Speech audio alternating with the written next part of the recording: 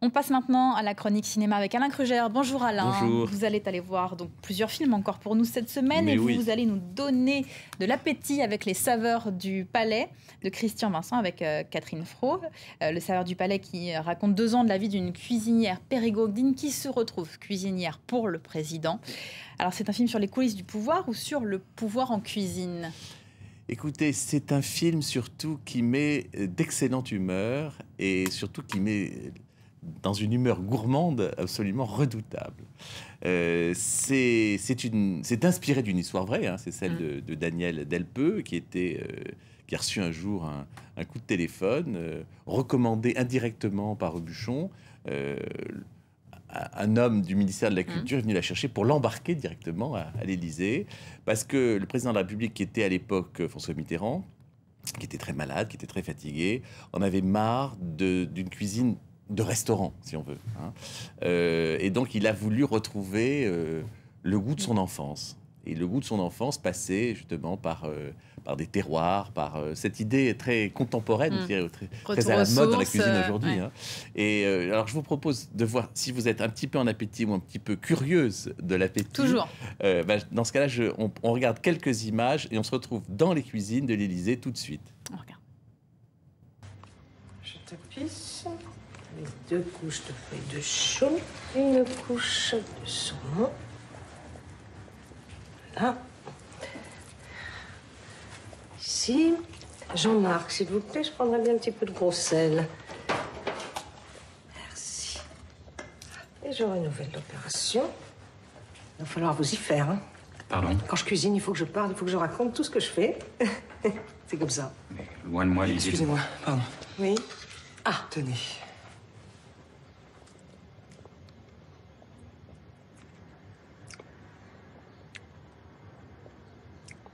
exactement celle que me faisait ma grand-mère.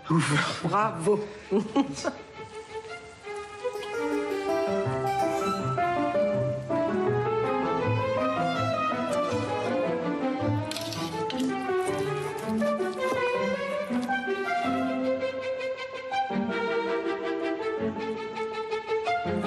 Alors voilà, on est fin visiblement, mais est-ce qu'il vous a plu ?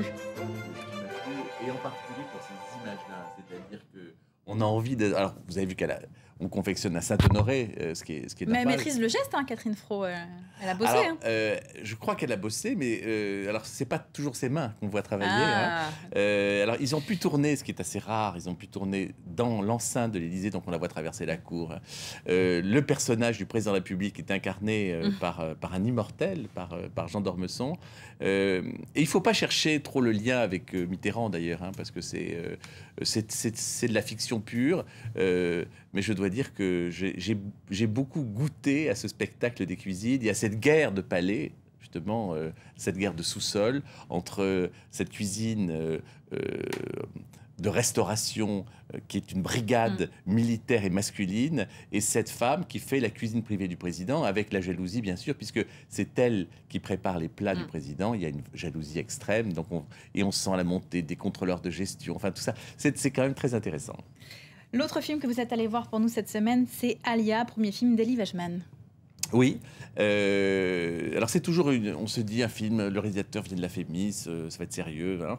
Eh bien, pas du tout. C'est un film très inspiré, sur une idée assez singulière. C'est un garçon qui est sugar boy. C'est à la fois un garçon doux et à la fois un garçon qui est dealer de cocaïne, entre autres, et qui est dans une famille juive qui est assez traditionnelle, mais lui est très détaché de ces choses-là, des choses de la religion.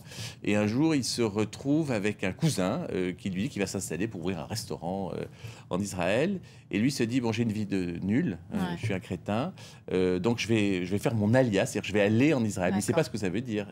Donc c'est un film assez documentaire là-dessus, documenté, c'est-à-dire qu'on apprend ce que c'est. Et je vous propose tout de suite, d'ailleurs, de voir un petit extrait dans lequel il va rencontrer une ancienne copine qui est professeure d'hébreu et qui va demander quelques conseils. On voit un extrait tout de suite. Alors, qu'est-ce que tu fais là? J'ai besoin de toi. Ah, mais la dernière fois que tu m'as dit ça, tu me dis t'es une semaine après. Faudrait que tu me donnes des cours d'hébreu. Alors, c'est vrai ce qu'on dit? Tu vas en Israël? Oui. Toi, tu vas en Israël? Avec Nathan? Mais tu sais qu'en Israël, il n'y a que des juifs. Ah bon? T'as beaucoup de copains juifs? Non, pas trop. Pas trop, hein. Non, parce que les juifs, quand ils sont nombreux, ils peuvent être très très chiants. Regarde nos familles, enfin surtout la tienne. Bon, ça va, qu'est-ce que t'as? Arrête d'être comme ça. T'es allé au moins 15 fois en Israël, tu vas pas me faire la morale, quoi. Ouais, mais moi, j'ai jamais pensé m'y installer. Bah, moi, ouais. Alors, tu veux bien? Bah non. Enfin, je vois pas pourquoi je ferais ça. Hein. Parce que t'es une sainte. Ne blasphème pas.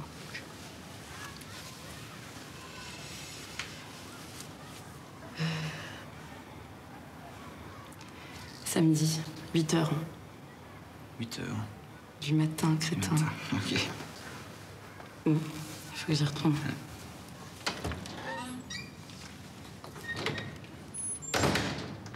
Comment est-ce qu'on peut qualifier ce film? C'est un film noir? C'est un film noir et aussi une histoire d'amour. Là, vous voyez Sarah Le Picard, qui est l'ancienne petite copine de Pio Marmaille. Pio Marmaille, pour moi, c'est son meilleur rôle. Je veux dire, c'est un acteur qui monte dans le cinéma français. Il y a une ambiance un peu à la James Gray. On sent que on regarde vers James Gray. Et puis, il y a une actrice formidable qui est Adèle Haenel, qui est vraiment... Celle qui joue sa petite très amie. saisissante. Voilà, qui est une copine de ce personnage-là, d'Esther, et qui va vivre une histoire d'amour. On voit Adèle Haenel, donc vous l'avez peut-être vu dans l'Apollonide, la relation est très saisissante entre les deux personnages. Elle le fait douter, c'est ça? Elle essaye de le retenir. Elle nous fait douter. C'est-à-dire, c'est ça ce qui est bien, c'est qu'on joue vraiment avec leur relation amoureuse. Alors, le film se termine un peu en queue de poisson, peut-être, mais sinon, il y a un vrai intérêt. Et il y a un autre personnage qui est très bon dans le film, c'est Cédric Kahn, le réalisateur Cédric Kahn, qui joue le frère de Pio Marmaille. Et toutes ces relations-là, toutes ces relations familiales, ces interréactions fonctionnent extrêmement bien. Et ça mérite le détour. Donc, mais il y a beaucoup d'autres films en ce moment à voir aussi. Il y a beaucoup de choses. Bah, c'est bien, c'est une belle rentrée pour le cinéma. Écoutez, oui, il y a toujours des choses à voir. Il y a de quoi faire. Ouais. Donc cette semaine, on peut aller voir Alia et puis Les Saveurs du Palais. Absolument. Merci beaucoup, Alain. C'était la chronique cinéma.